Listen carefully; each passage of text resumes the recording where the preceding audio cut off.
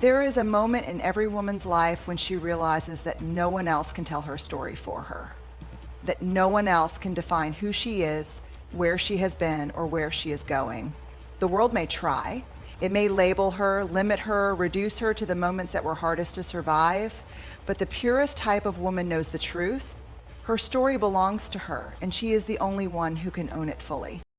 Owning your story is not about rewriting the past. It is not about pretending things were different or erasing the chapters that were painful. It is about standing in the truth of where you have been and saying, this is mine. This is what shaped me. This is what made me who I am. It is about refusing to let shame write the ending. It is about taking back the pen and deciding that no matter how the story started, you get to choose how it continues.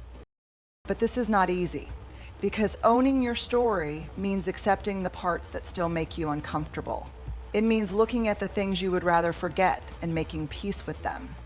It means acknowledging the times you stayed too long, the times you doubted yourself, the times you let fear make your choices. It means forgiving yourself for what you did not know then and embracing the wisdom you have now. The world often teaches women to be ashamed of their struggles, to hide their past, to downplay their experiences, to pretend everything has always been okay. But the purest type of woman knows that pretending serves no one, that there is strength in honesty, that by owning her story, she not only frees herself, but she also gives others permission to do the same.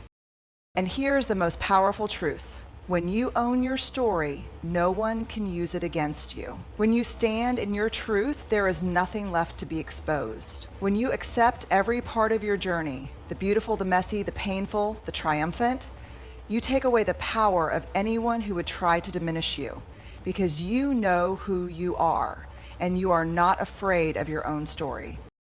Owning your story also means understanding that you are not just what happened to you. You are not just the struggles, the heartbreaks, the failures. You are also the strength, the resilience, the lessons learned. You are not defined by the hardest moments of your life. You are defined by how you rose from them.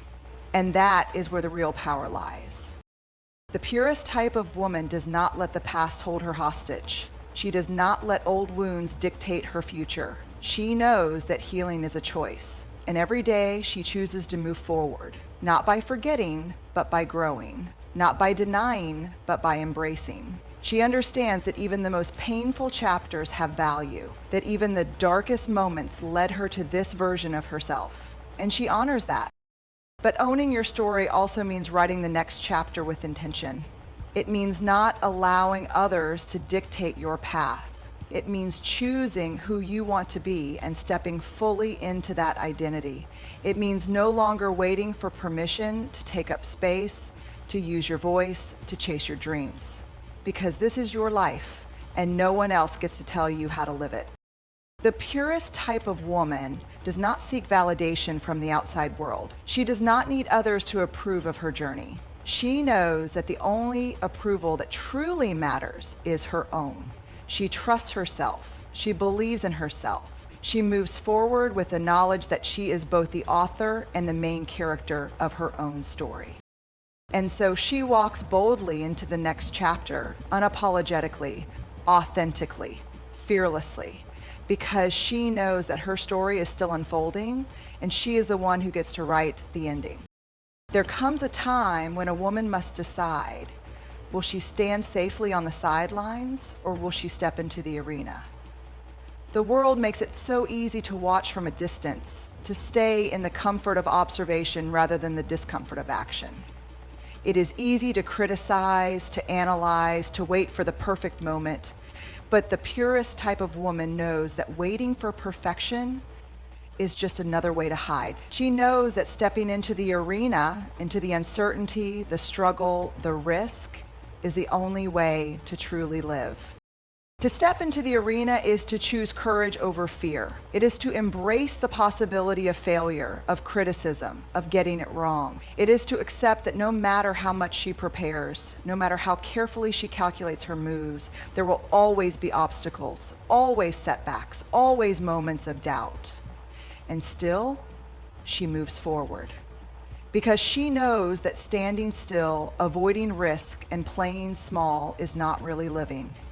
It is just existing. The purest type of woman does not wait until she feels ready, because she knows that moment will never come. Readiness is an illusion, a mirage that keeps people stuck in the same place year after year, waiting for a day that never arrives. Instead, she takes the leap, knowing she will figure it out as she goes. She understands that experience is the best teacher, that real growth happens not in the planning, but in the doing. She does not wait for confidence to show up before she acts. She acts, and confidence follows. Stepping into the arena means being willing to be seen. It means standing in front of the world and saying, "This is who I am. This is what I believe in. This is what I am here to do." And that is terrifying. Because when you stand in the arena, you open yourself up to criticism. There will always be people watching from the shadows, unwilling to risk anything themselves, but eager to tear down those who do. There will always be voices that say, "Who does she think she is?" There will always be doubt, both from within and from others. But the purest type of woman does not live for the approval of the crowd. She understands that the voices of those who never risk, never try, never dare, those voices do not matter. She listens only to those who have stepped into the arena themselves, those who know the weight of courage, those who understand what it means to risk failure for the sake of something greater, and most importantly, she listens to herself. She knows that stepping into the arena is not about being fearless. It is about feeling the fear and doing it anyway. It is about showing up again and again, even when she is tired, even when she doubts herself, even when she wonders if it is all worth it, because she knows that the only real failure is never trying, that the biggest regret is not the mistakes she might make, but the opportunities she let slip away because she was too afraid to take the risk. And here's the truth. When a woman steps into the arena, she changes everything. Not just for herself, but for those who are watching, those who are waiting for permission to do the same. She becomes proof that it is possible, that courage is not reserved for the extraordinary, but for anyone willing to take the first step. She becomes the reason another woman decides to rise, to speak, to pursue the thing that sets her soul on fire. The purest type of woman does not sit on the sidelines of her own life. She does not let fear dictate her choices. She steps into the arena, knowing it will be hard, knowing she will stumble, knowing she will have to fight for what she believes in. And still, she goes. Because she knows that the only way to truly live is to be all in, to risk, to dare, to try. And when she looks back, it will not be the failure she remembers, but the moment she chose to stand, the moment she chose herself. The moment she refused to sit quietly and let life pass her by, she will remember that she had the courage to step into the arena, and that alone will be enough. There comes a time when a woman realizes that the armor she has been carrying is no longer protecting her. It is suffocating her. She has spent years building it piece by piece, thinking that if she could just be strong enough, tough enough, guarded enough, then nothing could hurt her. She believed that resilience meant never showing weakness, that survival meant keeping people at arm's length, that the safest way to move through the world was with a heart wrapped in steel. But the purest type of woman knows the truth now. The armor is not keeping her safe. It is keeping her from truly living. She understands why she built it. Life has taught her that vulnerability comes with risks. She has known betrayal, loss, disappointment. She has opened herself up only to be met with rejection, so she learned to hold back. She has shared her heart only to have it mishandled, so she learned to lock it away. The world told her that strength was in never letting them see her sweat, in never letting them see her cry, in never letting them get too close. And for a while, that seemed like the best way to survive.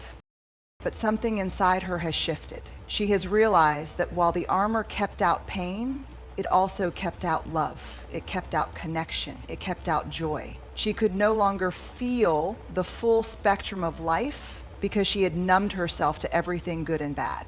And so she makes a choice to loosen the grip, to let the walls come down, to stop carrying the weight of a persona that was never hers to begin with. Ditching the armor does not mean she is weak, does not mean she is naive. It does not mean she will let the world trample over her. It means she is brave enough to trust herself. She no longer needs to be on constant guard because she has learned that true strength is not found in walls, but in knowing she can handle whatever comes her way. She does not need to keep people out to stay safe. She just needs to trust herself to know who is worth letting. She no longer mistakes numbness for peace. She no longer mistakes isolation for independence. She no longer mistakes coldness for control. The purest type of woman does not fear her emotions. She welcomes them. She allows herself to feel without shame, to express without hesitation, to love without a backup plan. She understands that real courage is in showing up as her full, unfiltered, imperfect self, knowing that some people will misunderstand her, some people will judge her, but the ones who truly matter will see her, truly see her, and love her even more for it. She does not pretend to have it all together when she doesn't. She does not force a smile when her heart is breaking. She does not act like she is unaffected when something cuts deep. She embraces the messiness of life, the beauty in being real, the freedom that comes with no longer pretending. She knows that the strongest thing she can do is to stand before the world unarmored and say, "This is me. No masks, no walls, no apologies." Ditching the armor means she no longer carries the weight of proving herself. She no longer seeks validation in how well she can appear invulnerable. She no longer wears exhaustion as a badge of honor. Instead, she allows herself to rest, to heal, to be human. The world does not need more women who are merely surviving. It needs women who are fully alive. Women who are unafraid to feel, unafraid to connect, unafraid to let the softness in. The purest type of woman knows that her softness is not something to be hidden. It is her power. She has nothing left to prove, nothing left to protect herself from. She is free. And that freedom, that is what makes her unstoppable. There comes a moment in every woman's life when she realizes she has been waiting for a sign, waiting for approval, waiting for someone to tell her she is ready. She has spent years seeking permission, often without even realizing it, as if she needs someone else to validate her dreams, her choices, her very existence. But the purest type of woman knows that if she waits for the world to give her permission, she will be waiting forever. So she stops asking, she stops waiting, she steps forward, not because the path is clear, but because she finally understands that she is the only one who can walk it. Waiting for permission is a subtle kind of self-doubt. It is the quiet voice in the back of her mind that whispers, no one is coming to tell her she is ready. No one is coming to open the door for her. If she wants the life she dreams of, she has to claim it. The purest type of woman understands that there is no authority higher than her own self-belief. She does not need a title to be a leader. She does not need perfection to begin. She does not need unanimous support to know that her vision is worth pursuing. She decides that her dreams, her voice, her presence matter, not because someone else says so, but because she does. She stops apologizing for wanting more. She stops justifying her ambitions. She stops explaining why she deserves to take a chance on herself. The purest type of woman no longer asks, am I good enough? Because she knows that question is a trap. Good enough for whom? Good enough by what standard? She stops trying to fit into definitions that were never meant for her and instead creates her own. This is not about recklessness. It is not about ignoring wisdom or disregarding the lessons of those who have walked before her. It is about understanding that she is allowed to trust herself, that she does not need every answer before she begins, that clarity is something that comes from movement, not from waiting. And so she moves, she steps into uncertainty with the knowledge that she will figure it out along the way. She stops waiting for the perfect moment, because she now understands that perfection is an illusion designed to keep her stuck. She stops waiting for others to believe in her. because she now realizes that her belief in herself is the only thing that truly matters. There will always be people who doubt her, people who question her choices, who resist her growth, who remind her of every risk, every obstacle, every possible failure. But she no longer seeks permission from those who do not understand her vision. She no longer lets fear decide the course of her life. She no longer lives within the limitations that others tried to place on her. The purest type of woman knows that life does not wait, that dreams do not keep, that every moment spent seeking approval is a moment that could have been spent building, creating, becoming. So she lets go. She lets go of the need to explain herself. She lets go of the need to be liked. She lets go of the fear that she is not ready.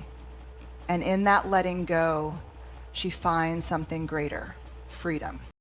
Freedom to step fully into herself.